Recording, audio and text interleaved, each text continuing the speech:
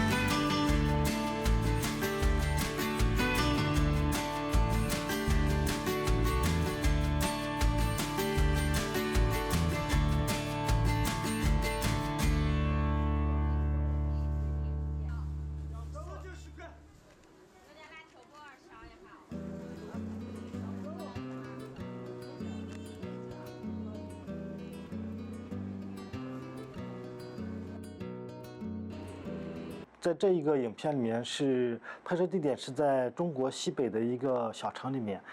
海拔大概是2000多米，日照是比较充足的，而且光线出来非常硬朗，是比较适合拍街拍的这种风格，也是我比较喜欢的这种风格，所以我那天出去拍了1天，因为也没有在拍摄的时候也没有讲。所以我现在录这一段就是主要讲一下我的一个拍摄的一个过程。我拍摄基本就是说抓拍为主，在很快的就是几秒钟把它抓拍下来，这是一个。另外一个就是说我会对路人啊或者是一个场景，我会有一个提前一个预判。我预判它会有一个，比如他会过一个马路，他们两个之间会肢体会产生一些肢体语言。然后我就在提前我就把相机调好，参数调好，直接过去，可能就啪一下就拍了就走，基本是这样子。很少有说是在，也有在一些地方或者一个阴影面积啊，或者是一个结构之间的一个，特别，比如说这个结构特别好，然后如果他再有几个人到这边，会有一些几个人在这边有一些穿插，可能我会等一下，但是等的，因为我一般等的概率比较少，基本就是说看到之后，然后能引起我直觉性的去拍摄的话，我会立马拍摄下来。等也会等，但等的，在我的拍摄过程中，等的时间不会很多。